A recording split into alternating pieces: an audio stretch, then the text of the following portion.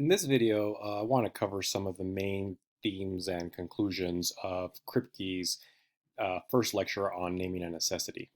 So naming a necessity has been a very influential work in just the history of philosophy. Many of the arguments that Kripke makes and the conclusions that he comes to in this text have had impacts and influences in subjects such as the philosophy of mind, modal logic, metaphysics, and of course the philosophy of mind.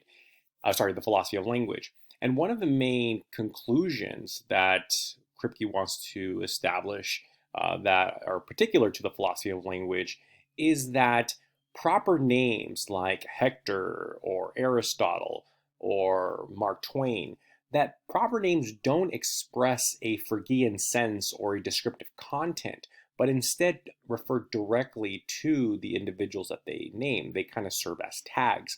So Kripke is seen as someone who has revived the million theory of names, according to which names don't have a sense, right? So this is going to be one of the main focal points of naming a necessity. It's going to be a rejection of the Phrygian notion of sense or descriptivism in general, and a trying to defend a defense of million semantics. So in order to get a better understanding of Kripke's attack against Frege and descriptivism in general, it is important to kind of look back at one of the main tenets or features of Phrygian descriptivism, right? And this is comes in two features that senses are supposed to play, or two roles that senses are supposed to play. So we've seen already that the meaning of a name, according to Frege, is going to be a sense. So senses are supposed to be the semantic content of names. It's what they express whenever we use a proper name. But in addition to being the semantic content of proper names, senses are also the mechanism by which the reference of a name is determined. So for example, if we take the name Benjamin Franklin and associate the sense or the descriptive sense, the inventor of the bifocals, right? So let's just say this is the content of it. Well, not only is the inventor of the bifocals, or the sense of that, the semantic content of the name Benjamin Franklin, but is also in virtue of the semantic content that we are going to be able to refer to Benjamin Franklin, the person, with this name. And that's because presumably it's going to be Benjamin Franklin, or it is Benjamin Franklin, not presumably, it was Benjamin Franklin who invented the bifocals. So insofar as Benjamin Franklin, the person, satisfies the conditions that are laid out by the description, the inventor of bifocals, then that is what's going to ensure that the name Benjamin Franklin refers to the person Benjamin Franklin. Ultimately, Kripke is going to argue that the conflation of these two roles, right, the conflation of senses serving as not just the semantic content of names, but in addition to that, the mechanism by which their reference is determined, is going to generate some problems for Phrygianism and descriptivism in general. Because what Kripke's going to do is he's going to look at cases of how we naturally think proper names function in our day-to-day discourse. And what he's going to point out is that the Phrygian senses do not capture these intuitive ways in which we think proper names work. They just don't. And the reason why they don't capture these features is because of the two roles that senses are meant to play. They are not only meant to play the semantic content role, but they're also meant to play the reference determination role. And what he wants to say, what Kripke wants to say is, you can't have both of these. You can't have one entity explain both of these features. So he wants to kind of separate them out. And ultimately, he thinks that the million account of proper names can give us the best theoretical framework by which to make sense of the way in which we naturally use names, but also that's going to require the separation of these two roles, semantic content and reference determination. So in the next video, we're actually going to go over some of the main arguments that Kripke presents against Frege descriptivism. But in order to better understand what he's trying to get at, it is important to introduce some terminology that Kripke uses. So one of the more famous terminologies that Kripke coined was that of a rigid designator.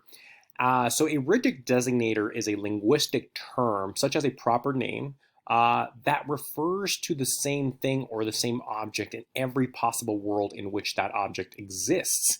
So, for example, it's we can say that when we use the name Hector, for instance, in the actual world here, right? At least the token use of Hector, that one that refers to me, we presume that that refers to me. Now, when we use a sentence, a counterfactual sentence, or a sentence using a modal operator like it's possible, right? Uh, and we use my name in that sentence, such as it's possible that Hector could have been a millionaire, right? Given this traditional notion of possible world semantics, what we are envisioning here is that the way in which we are using the name Hector to refer to me is also going to pick out my counterpart in some other possible world in order to make the assessment of whether the sentence it's possible that Hector could have been a billionaire is true or false. So if we just take the sentence, Hector could have been a billionaire. Well, that's true, right? It's true that it's possible that I could have been a billionaire. I could have been a billionaire because I was born to billionaire parents, or it's possible that I could have won the lottery, and so on and so forth. Well, how do we make sense of that? Well, we make sense of that by assessing the truth of that proposition, not in virtue of what's happening in the actual world, but in some other possible world in which I'm actually a billionaire. Now, obviously, I don't exist in every possible world. There are going to be some possible worlds in which I don't exist. But there could be some possible worlds in which I am a billionaire. So when we go and visit, quote unquote, those possible worlds, we are looking for me, Hector, in those possible worlds. And my name actually picks me out in those possible worlds. Why? Kripke wants to say it's because names are rigid designators. They refer to the same thing in every possible world in which they exist. However, right, when we look at definite descriptions are not rigid designators because definite descriptions don't refer to the same thing in every possible world in which they exist.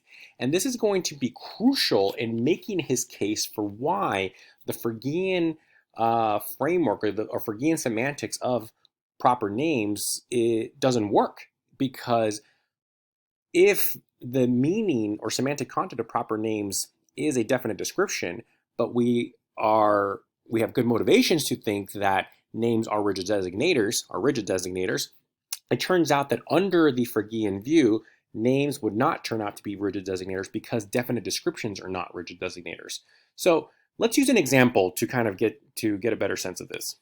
Take the name Nixon or Richard Nixon, and then take the definite description, the President of the United States in 1970. Kripke wants to maintain that Richard Nixon is a rigid designator. It captures how we would use the name Richard Nixon, not just in regular context, but in counterfactual context or in modal context. Whereas the definite description, the President of the United States in 1970, is not a rigid designator. Well, why is that the case? Well, we can imagine a situation, or we can identify a possible world in which Richard Nixon did not win the 1968 presidential election, and instead it was Hubert Humphrey, the Democratic incumbent, or vice president, I should say.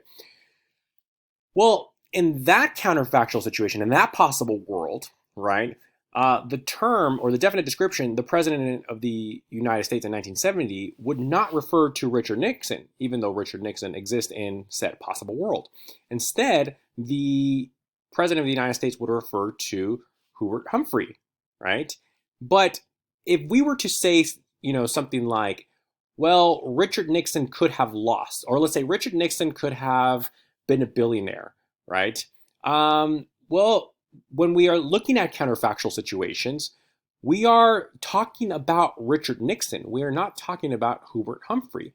But then if we assume that the sense of Richard Nixon, the way that Frege wants us to maintain, that the sense of Richard Nixon is something like the President of the United States in 1970, if we take that definite description and then transfer it, right, to pick out an individual in another possible world, then in that possible world in question, it wouldn't pick out Richard Nixon. Instead, it would pick out Hubert Humphrey. But when we say something like, it's possible that Richard Nixon could have been a billionaire, we don't want to talk about Humphrey. We want to talk about Nixon, right? So something has gone wrong here, according to the Phrygian picture.